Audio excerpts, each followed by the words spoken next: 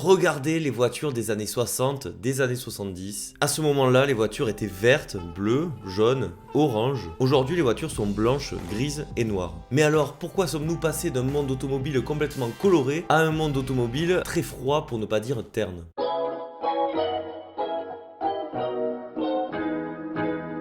Je vais vous donner quelques chiffres. Le dernier rapport sur les teintes de carrosserie en automobile est assez flagrant et je parle dans le monde et pas forcément qu'en France. En tenant compte uniquement des teintes blanches, grises et noires, on atteint 72% du parc automobile neuf en Russie, 79% en Amérique du Nord, 80% en Europe et même 88% en Amérique du Sud. Vous avez peut-être remarqué que personnellement j'ai de l'attrait pour les véhicules avec des couleurs assez vives et assez atypiques. Je pense par exemple au 1007, le mien est gris, j'en suis très déçu, j'aurais préféré largement l'avoir en jaune, ou encore la Barchetta que je recherche pour un essai uniquement en version orange, idem pour la C3 pluriel, orange aussi exclusivement. Aujourd'hui il existe encore des véhicules avec des couleurs assez originales, mais c'est vraiment limité à certaines catégories, je pense aux voitures de sport qui ont souvent des coloris assez originaux, mais c'est limite un peu trop, c'est assez exubérant sans que ce soit réellement joli.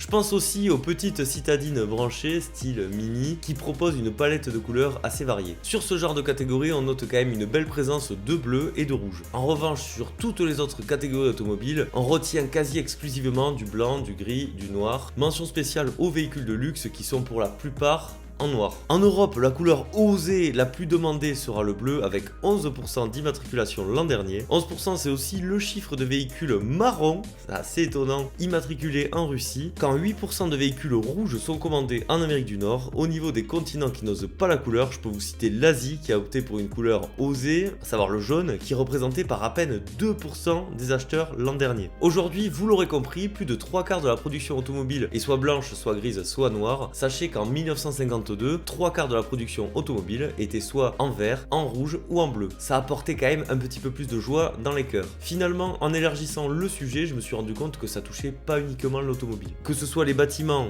le secteur de la mode, les biens de consommation, la déco, la couleur semble tout simplement avoir disparu de notre environnement. Je vais prendre un exemple parlant, les appareils technologiques des années 80-90. La plupart du temps, ils étaient proposés en couleurs vives et variées, quand aujourd'hui c'est un constat clairement moins évident. Pour revenir à l'automobile, il y a plusieurs raisons qui justifient ce changement total au niveau du choix des teintes de carrosserie. Exemple assez frappant, en 2006, à peine 5% de la production automobile française était proposée en blanc, aujourd'hui c'est 30%.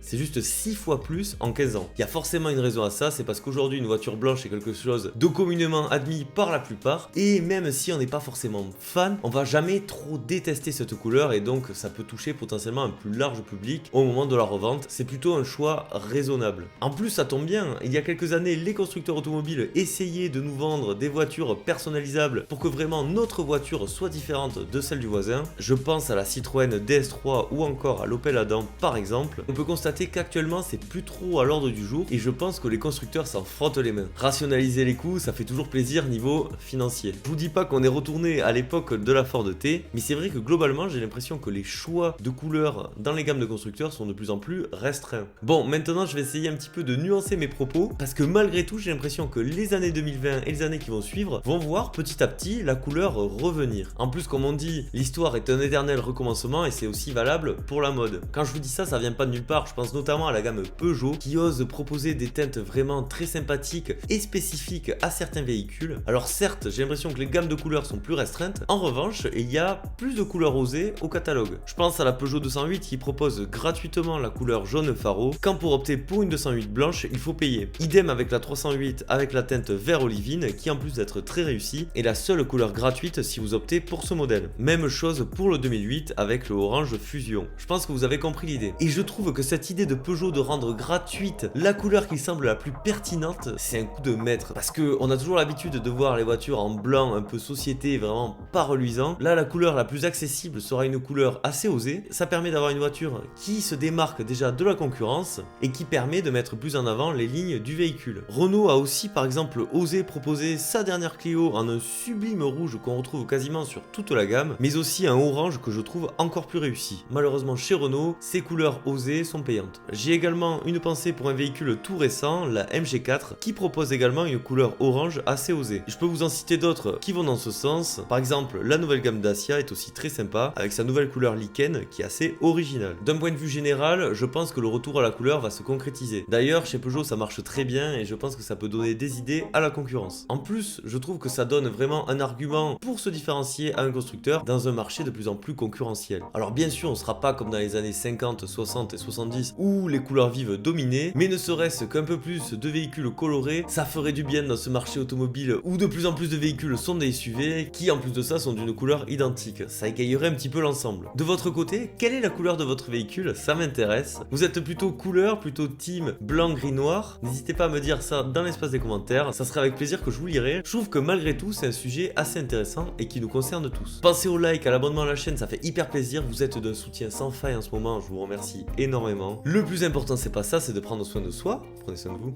C'était Atmo, je vous dis à la prochaine. Bisous, ciao.